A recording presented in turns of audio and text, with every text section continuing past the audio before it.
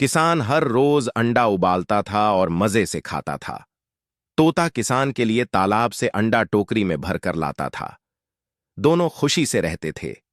एक दिन जब तोता तालाब से अंडा लेने गया तो तेज लहर में डूब जाता है। जब तोता शाम तक घर नहीं आता तो किसान तोते को ढूंढने लगता है। लेकिन किसान को कहीं भी तोता नहीं मिलता है। वह रोने लगता है। तभी तोता उड़ता हुआ आ जाता है। फिर लाइक सब्सक्राइब नहीं